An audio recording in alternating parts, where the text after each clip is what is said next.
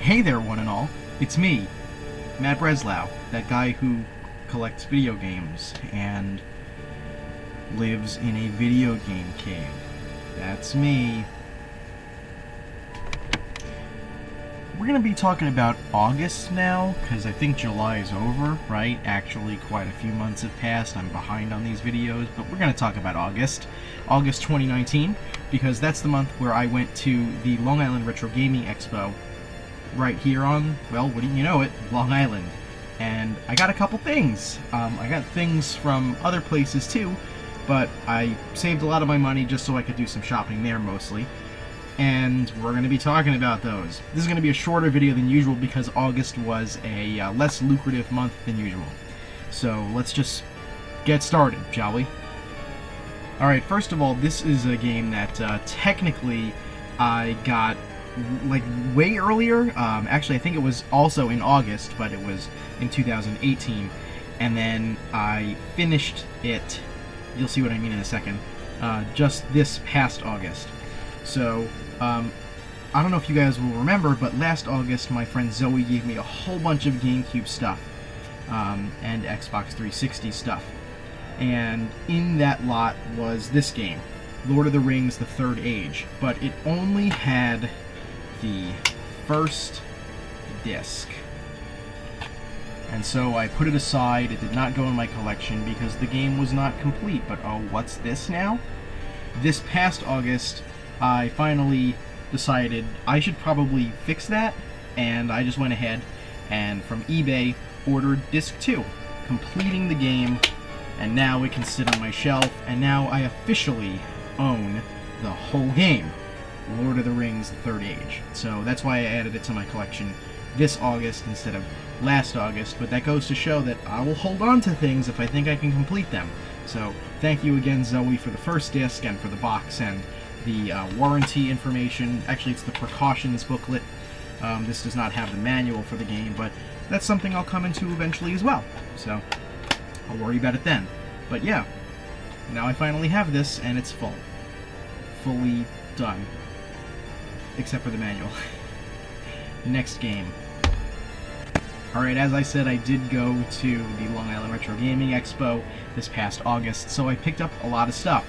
One booth I went to, they were selling very cheap copies of PlayStation games, so I picked a couple up there, and one of the ones I got was Tomb Raider 2, which I didn't have, so now I do. And yeah, I don't buy PlayStation games unless they're complete. As you can see, it has the manual. That's the front cover. Of course, here is the case. Those things are just, oh yeah, I can see the front cover and it's in a case, so it's already 2/3 of the way done. But is the disc inside?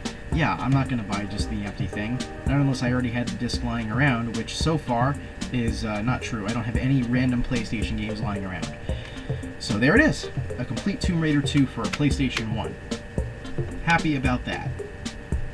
The other game that I got from that booth was another game that I couldn't believe that I still didn't have, so I finally picked it up. It's Crash Team Racing, and I was really surprised because these two games, let me grab that Tomb Raider 2 again, these two games I got for a very cheap price because this booth was selling these at the same price as their Green Label Greatest Hits copies. And those are usually a lot less expensive. So I got these Black Label copies for really cheap because of that. I don't know if they made a mistake or if that was done on purpose, but yeah, I was able to get these for close to nothing, basically, because price differences in label variants. But yeah, let me put that back. So, boom, Crash Team Racing. Really fun racing game a la Mario Kart, but starring Crash Bandicoot characters. I've always really liked this game. I used to play it at friends' houses when I was growing up, and now I have to play it with my own friends because, well, not to say that they weren't my friends when I was growing up. What I mean is my friends nowadays, different friends, and now I own it. We can play it at my house. It's going to be great. I get player one. These are all pretty minuscule titles, so I'm going to get them all out of the way at once. At the end of August, my friends and I went to visit Zoe in Buffalo, which we do every year, sometime between July and August. We pick a date, We go, and then we stay for like 3, 4, sometimes even 5 days. This time we went at the end of August, and we stayed until like the very beginning of September.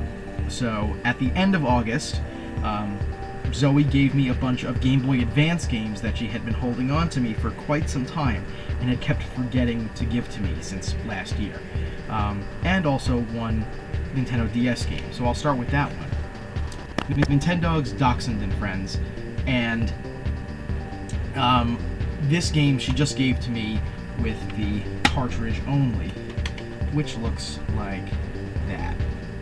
I normally don't accept cartridge-only games for Nintendo DS because they are very small and I don't really have anywhere to put them.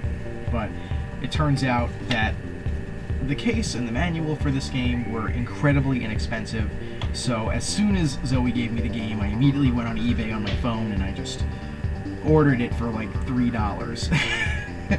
So that by the time I got home, it was waiting for me and I was able to complete the copy, basically. Same with Third Age, but in a slightly different way. But yeah, now I'm really happy that I own this, so there's that. But Zoe also gave me, like I said, a bunch of Game Boy Advance games. Now, 2 of the games that she gave me aren't here, because they're Kingdom Hearts Chain of Memories and The Legend of Zelda 4 Swords and A Link to the Past, which both of them I already had. So I gave A Link to the Past 4 Swords to Joe because he didn't have it, but Dustin did. So we both were like, all right, Joe gets that. And then Dustin was like, well, since Joe got the Legend of Zelda game, can I get the Kingdom Hearts game? And Joe and I were both like, that seems acceptable. This way you get something. Because Zoe promised all the games to me. So I took all of them.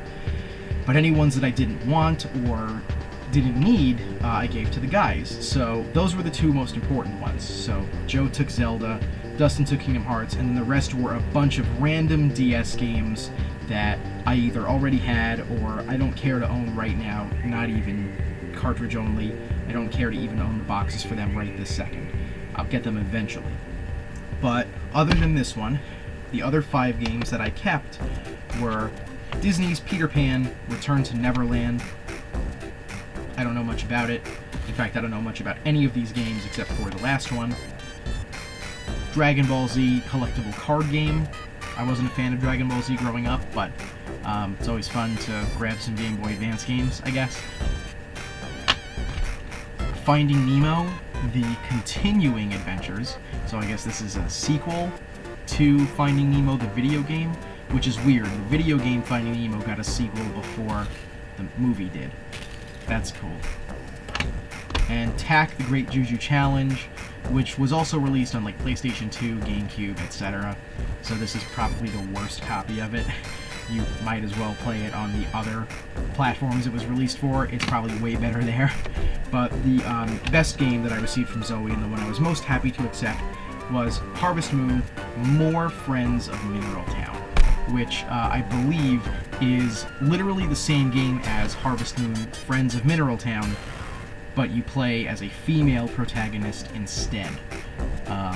Other than that, the game's the same. I think I read that right when I researched this game to put it in my collection, because I research a couple things to catalog the games. I put in a little information with them so that I can learn about the game when it goes into my collection. I do that with all of them. But this is the one I was most happy to own. Harvest Moon is a farm simulator. It's very popular among casual gamers, but it's also really popular among hardcore gamers because it's one of the most well-known simulation-type games. And I was really happy to find this. Most Harvest Moon games are expensive, but the ones on Game Boy Advance aren't very expensive. Still, though, it's a cool game, and I look forward to playing it. I don't mind playing as a female protagonist. I'm surprised that they had to release an entirely new game just to fix that issue. Whatever. More Friends of Mineral Town. Thank you, Zoe. Thanks for all these games. I really appreciate you always looking out for me and helping with my hobby. It means a lot. Remember last month when I bought Bubsy for Sega Genesis? Well, this month I bought Bubsy 2 for Sega Genesis. I need all the Bubsy games, and even though Bubsy's Bubsy, you gotta own all the Bubsy games, otherwise you're not a real collector, I guess. I know you're already initiated on Bubsy, I don't have to explain it, but we'll do a tiny little recap just in case you forgot my last video where I talked about how Bubsy's a bobcat in a white shirt, and he tried to be the next Mario/Sonic. He didn't do it very well, and it sucked. That's Bubsy. Bubsy 2 is the sequel to Bubsy 1, in case you didn't know. I'm finding nothing interesting to talk about this game with, so we're going to leave it at that. What could possibly go wrong? In the last month, an interesting thing happened. Up until this point, I had only ever owned one official N64 controller. And the reason why isn't because I didn't want to get more, it's because the need never struck me, really. I always knew I would get more eventually, but it was never necessary because I only could play N64 with 3 other people, and I had 3 other controllers. They were just all crappy third-party controllers. Well, one day while playing Mario Party 3 with my friends, I tripped and stumbled while trying to take the controllers out, and I completely tore one of the third-party controllers right out of the socket. And when I say out of the socket, I mean if this is where the controller connects to the console, like this is the console, this is still part of the controller, and attaches like this with the wire coming out, I tore from here and snapped the wire right away from the jack that goes into the socket. And there was a little puff of smoke, and everyone was like, "Whoa, no way!" And I was like, you know what? I should be upset, but I don't like third-party controllers unless they're historically relevant. I don't really care unless they're historically relevant. So this motivated me to go out and get a real N64 controller. Wouldn't you know it, this started basically a miniature collecting goal of mine. As I'm recording this, it's now the end of October, and I've gotten quite a lot more first-party N64 controllers since getting this one at the Long Island Retro Gaming Expo. The first one that I picked up after that spark of motivation to finally pick up more official N64 controllers. The booth that I got this from had 2 colors, green and yellow, and I asked them which one they thought had the best stick on it, because that's important to me, and I didn't have either color. The only one that I had up to that point was blue. And they were like, "Oh, the green one definitely has the better stick." So I asked for it, I paid for it, and then they handed it to me, and I realized that it was a third-party stick inside of a first-party controller. And some people like modifications like that. I do not. I like everything to be fully first-party and completely original with no modifications whatsoever. So I handed them back the green one and said, I guess I'll take the yellow one. And it does have a little bit of a crappier stick, but honestly, I would call it a 7 out of 10. It's not terrible. It works just fine, and I think it's cool to own the yellow controller. I didn't know a lot of people growing up who had the yellow one, so now I do. And that makes 2 N64 controllers, until we talk about the next few months, where I ended up with, currently I have a total of 7, so, so we will talk about that at some point very soon. When I was growing up, I didn't play a lot of first-person shooters. As a kid, I preferred side-scrollers, RPGs, and 3D action-adventure games. And also, you know, the random, like, point-and-click adventure every now and again. So, as an adult, I'm learning to appreciate older FPSs, and one that I never played growing up and still have yet to touch, but finally decided to add to my collection, was Quake. And I'm a peon. I know that Quake is better played on the PC, maybe even the PlayStation, but I decided to get it for the console that I would have got it for growing up if I were interested in that sort of thing, the Nintendo 64, because that's what I owned at the time. So if I had ever played this, it probably would have been on that, which is why I picked it up. Quake is a first-person shooter. It's an arena shooter for the most part. Most people play Quake multiplayer, but I believe it does have a single-player mode, if I'm remembering correctly. I'm not 100% sure. Either way, it's a staple of gaming. People know about Quake who aren't in gaming, so yeah, it's important. And of course, since it's a Nintendo 64 game and it's in my collection, I did give it a nice vinyl end label so that it can sit nicely with the rest of my N64 games right here above my fingers, so I can see what they are at a moment's glance. So there's Quake. Let's talk about not Quake. I'll be honest, I don't care too much about sports games. In fact, not even historically relevant ones. But I will still add them to my collection if I think they have some significance. And growing up, you know, I always knew people who liked the Bases Loaded series. As it turns out, I have Bases Loaded 1, 2, and 3. It's going to be a while before I can probably afford Bases Loaded 4, because it's expensive, because it's not very common at all. But I can skip over that generation for right now, and that's exactly what I did. I donate platelets every couple weeks, and I don't do it for selfish reasons. I just do it because I want to help out. But as it turns out, and I didn't even know this, every time you donate platelets in New York, in fact every time you donate blood for any reason, whether it be plasma, platelets, marrow, or just whole blood, you have an account with the New York Blood Center, and they give you points based on your donations. And if you gather up enough points, you can use them on the New York Blood Center online portal to give yourself little gifts, I guess. It's an incentive for people to donate. Now, I never knew about this. I received an email after having given my, I think, 16th donation that said, hey, don't forget, you have a lot of points, you should spend those. And I was like, what? Excuse me? I don't understand. Because I had been led to believe that, you know, if you wanted to earn money or any sort of compensation for donating blood or platelets or anything like that, you would have to donate to a private company that would use your blood for not necessarily life-saving reasons. And I want to use my blood for life-saving reasons. That's the whole reason I donate. I want to help other people. I really like getting that email from the New York Blood Center that says, hey, we use your blood, so someone on the other side of the planet, or someone on the other side of the country, or someone in South America, or at XYZ, someone somewhere, was able to use your blood. Thank you for your donation. Your blood was used. And they do that, and I really like that they do that because it shows that I'm not wasting my time making that donation. It's a lot of fun to go and even do it. Now, I don't like needles, but I do enjoy doing it. Anyway, the whole point of this is I didn't realize that you could earn points just by giving donations. They never mentioned it. So I went onto my account, and because I gave a butt ton of donations, I had a lot of points.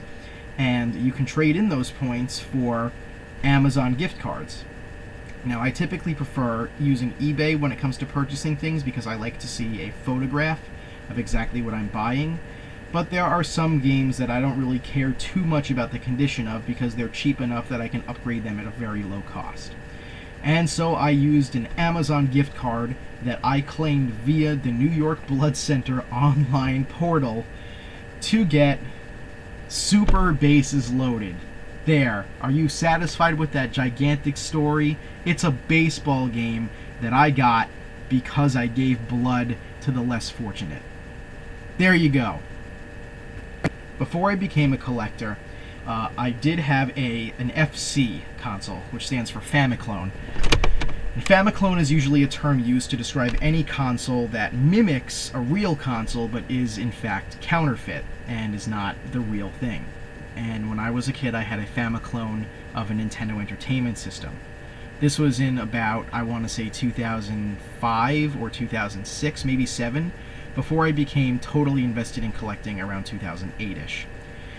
And one game that I bought for my Famiclone was this game, Kung Fu Heroes. And I used to play this a lot with my sister. It is a cooperative beat-em-up. No scrolling, actually. It's a static single screen at a time. So it's kind of like an arcade style game where, you know, you kill all the enemies on the screen and round is over, level 2, and then do it again, level 3. And I used to play this a lot on the Famiclone with my sister Samantha. And when I got rid of that Famiclone, I also got rid of all those games that I had with it, including Kung Fu Heroes.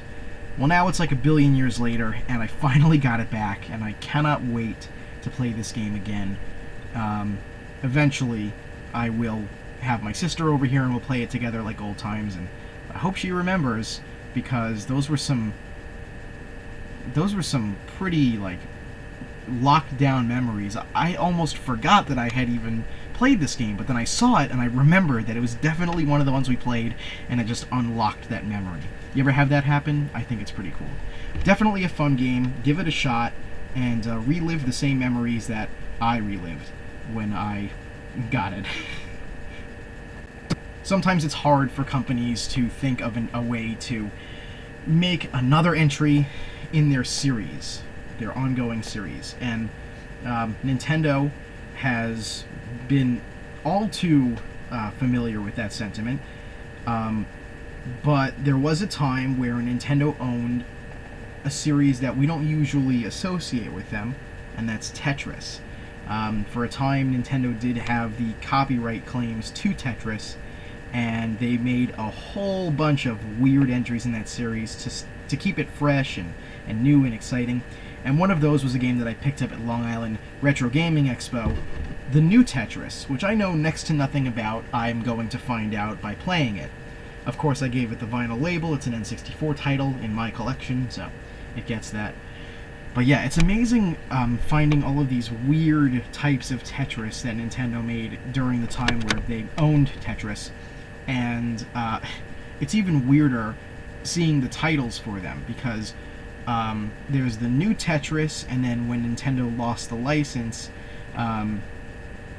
there was a Tetris game published on PlayStation called the Next Tetris, which is like basically almost the same game. On Nintendo 64 there was also Tetris Sphere, which I did get and show off in one of these collection videos quite some time ago. But yeah, there's a million different weird, quirky Tetris games, and God knows whether or not they're actually Tetris or not. Tetris Sphere certainly wasn't real Tetris. It just had the Tetris name in it. But yeah, I'll find out when I play this. But yeah, that's the new Tetris. Although at this point it's the old Tetris, because this game came out in the 90s. Here's a game that I never really cared to own, but I picked it up from a friend of mine because, well, he was selling it really cheap and I knew I needed to have it in my collection at some point. It's Town & Country Surf Design, the video game. It has like a whole full title. Most people just call it by what it says on the spine, which is T&C Surf Designs. I don't really know anything about this game, but it's a pretty common title for the NES, so I might as well have just picked it up, which I did. And this label's in very good condition. It feels like no one ever touched this game. Usually when I pick up games from conventions or yard sales or whatever, even if they have minimal dirt on them, I clean them off before I put them on the shelf. I want them to last as long as possible. This one was so clean, I decided just not even to touch it. I cleaned the contacts out, but that was about it. And they weren't even dirty either. I'm paranoid about that sort of thing. So yeah, my buddy Phil, the same person who gave me that Intellivision that was full of peanuts back in May, if you all remember that, he's the one who sold this to me because he always has a booth at the Long Island Retro Gaming Expo. So I got this from him. Thank you, Phil. I really appreciate it. You did me a good. One goal that I had when I was at the Long Island Retro Gaming Expo was to pick up a game for a series that I had never played before. And while I do own other games in this series, I still have yet to play them. So I wanted to kind of give myself more incentive to play those games by owning more of them in my collection, giving myself more choices of where to start. So I picked Double Dragon and got Double Dragon 5, The Shadow Falls. I had to read the front cover because I'm so unfamiliar with the series I didn't remember the subtitle. But yeah, Double Dragon 5, it's a beat-em-up for Super Nintendo, and I like beat-em-ups, so I will try this eventually. I assume just like the other Double Dragon games, which again, I haven't ever played, but I do know of them, I assume it's also 2-player, so maybe I could play this with my sister, or my friends, or my girlfriend, and that would be super fun. Who knows? But even still, I was also really attracted to this cover because I have no problem with bumblebees or wasps or anything like that. I usually just leave them alone when they land on me. With that being said, I have kind of an attachment to the yellow and black color combination. So when I saw this on the spine, I was like, yeah, I guess I'll make that series Double Dragon. I kind of want to own something that's yellow and black together. And then it was yellow and black on the front too. Ugh, I just really like owning stuff that's yellow, I guess, especially if there's black involved. Which maybe is why I was more happy to get the yellow N64 controller when I noticed the green one had the third-party stick. But yeah, I guess that's a weird thing about me, but there's a game I own because of that. At least that's one reason why I decided to pick it up. In another video in this series, I talked about a game that I really do not like, and that's Pac-Man 2: The New Adventures. I talked about it because I had picked it up for Super Nintendo at a convention. And wouldn't you know it, at Long Island Retro Gaming Expo, another convention, I decided to get Pac-Man 2: The New Adventures, but this time on Sega Genesis. Because, like I believe I said in that video, you have to own games you don't like, and you have to own them on every console, because that's what being a collector is all about. As far as I know, there aren't any differences between the two versions. They both suck. But I'm gonna play them, I guess. Jeez. Just to recap, in case you didn't catch that video about Pac-Man 2: The New Adventures, or that video where I talked about it at least. Pac-Man 2 is a game where they took Pac-Man, you know, the maze game protagonist, and they plopped him into a point-and-click adventure game that has very few elements that really relate to Pac-Man, and it's very strange, and I don't like it. It feels really weird and unnatural. The control is bad. I don't like the artwork. Everything's unresponsive. The puzzles are cryptic. And the sound design sucks. Like, there's nothing about this game that I think is good. Except maybe that it's very colorful, so a child might enjoy it, but only if the child has no cognizance of what it means to be, you know, a good game. So, there. I bought that, again, on a different console. I have a sickness, and I guess the only cure is more Pac-Man 2 and New Adventures. One more Nintendo 64 game, because I should have owned this one, but just didn't. A lot of people don't know that Nintendo themselves actually published this game for the N64. It's 1080 snowboarding, or if you prefer, 1080 degrees snowboarding. Yeah, even though it literally says 1080 in print right there. So, 1080 snowboarding. This was made by Nintendo, and it's an early title for the Nintendo 64. I just didn't have it, so I got it very cheaply at the Expo, and of course, ba-boom, it has a label, because that's what I do. There really isn't much to say about it. It's a snowboarding video game, semi-realistic graphics. It's not actually very cartoony, which Nintendo was not known for at the time, so this was kind of a venture into uncharted territory, but it worked out. People remember this game pretty fondly, as do I. I used to rent it from Blockbuster growing up because I got peer pressured into getting games that I didn't want by friends of mine who were like, stop being a baby and buying that Mario. Go out and buy 1080 snowboarding. And I was like, first of all, I don't have any money, so I'm not buying shit. I'm gonna rent it. And that's what I did, and I kind of enjoyed it. I prefer Snowboard Kids, if we're being honest, but this is a close second. Also, if we're not counting Snowboard Kids 2. Yeah. There you go. I just talked about getting Super Bases loaded for donating blood earlier, and I had some money left over on the Amazon card that I used to get Super Bases loaded, so I also bought Fantasia for Sega Genesis in the box. Unfortunately, it's not complete. I couldn't find a copy that was cheap enough that also had the manual, so I'll have to get it another time. But there's the game, and I was super excited to own this. This is actually a game I've wanted to have for a while. For those of you who don't know Fantasia, is a feature film produced by the Walt Disney Company that features Disney characters, and a lot of it is set to very popular classical music. And it's the origin of The Sorcerer's Apprentice, which is where Mickey Mouse steals the wizard Yen Sid's magical hat and goes on a broom rampage by making them do his chores, and then they start multiplying, and they don't leave him alone, and then they fuck up everything. But yeah, that's Fantasia is where that originates from. I'm sure you pretty much already knew that, but just in case you're uninitiated, this is an incredibly fun platformer, and even though the movie Fantasia has to do with lots of different things and tons of different Disney characters and things of that nature with different musical pieces and different sections, the Fantasia video game for Genesis only focuses on the Sorcerer's Apprentice. They might as well have called it the Sorcerer's Apprentice, but I think Fantasia was a better title, considering that's what most people would be attracted to. They knew the name of the movie, but not necessarily the name of the segment of the movie. But yeah, it's I'm so excited to play this. It's going to be so much fun. I love Disney and I love Mickey Mouse, so thank you, me, I guess. Thank me for donating platelets to get donor points to buy an Amazon card with those points to then purchase Fantasia. But thank you, New York Blood Center, for incentivizing platelet donations by giving out Amazon cards.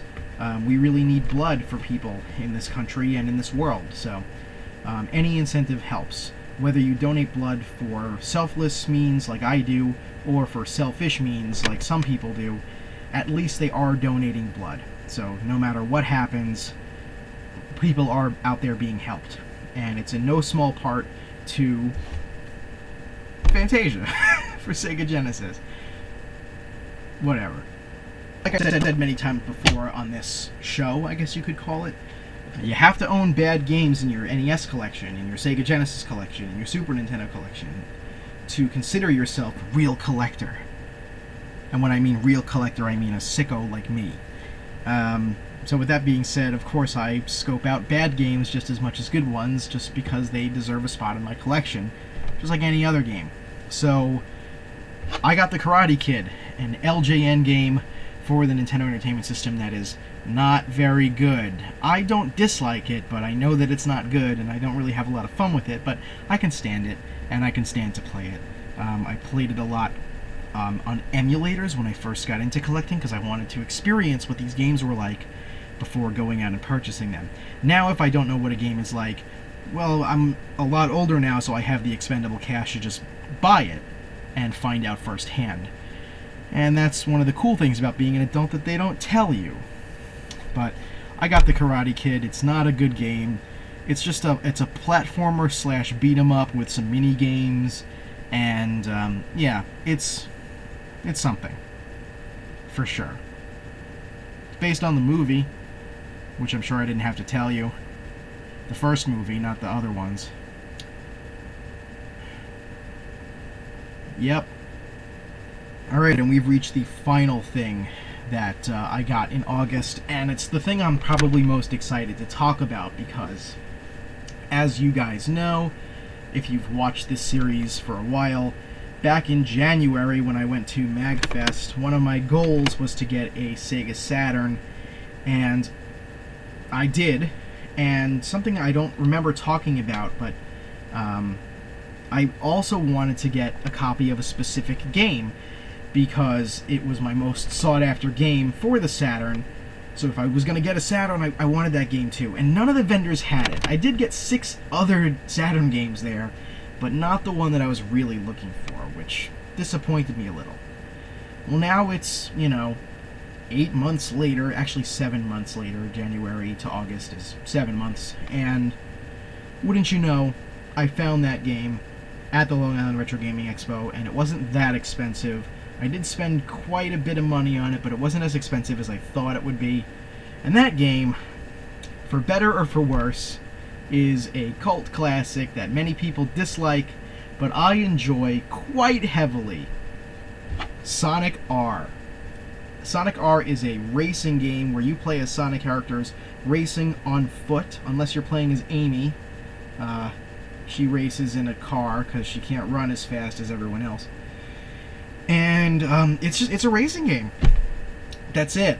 And this game is notable not for that, but because it has a fully vocalized soundtrack done with real music by various artists, and it has one of the best soundtracks on the Saturn, and maybe even in video games. I'm not kidding. When we were at MagFest, another thing that hyped me up to hopefully find this game was one of the evenings there was an event in one of the hallways in MagFest that was labeled on the schedule as a Sonic R sing-along. And Tyler and I fucking bolted to go to that thing. Unfortunately, it got canceled in favor of another event, which really sucks. We were kind of disappointed because we really wanted to sing some of the songs from Sonic R with a bunch of strangers, because that's how good that soundtrack is. The game, I kind of enjoy it, but a lot of people really don't. I understand why, but the real thing to remember is Sonic R has a bitchin' soundtrack, and it's a cult classic on the Saturn that is well worth the money just to say you own Sonic R. And that's one of the main reasons why I bought it. So now I can say, look, Mom, or maybe someone who cares, I own Sonic R on Sega Saturn. Can you feel the sunshine? So that's it. I bought a bunch of video games, including fucking Sonic R. And also people gave me video games that weren't Sonic R. I guess the point I'm trying to make here is I got Sonic R this month, and that's the best thing ever. But I got even more cool stuff next month. So stay tuned for September, where I'll talk about all of that. Thank you again for tuning in to this show. I guess it's a show, right? It's a thing that I do consistently? Actually, I don't even do it consistently, I guess. Oh well. Thank you very much. Have yourselves a great day, and keep on supersonic racing, because you gotta go fast.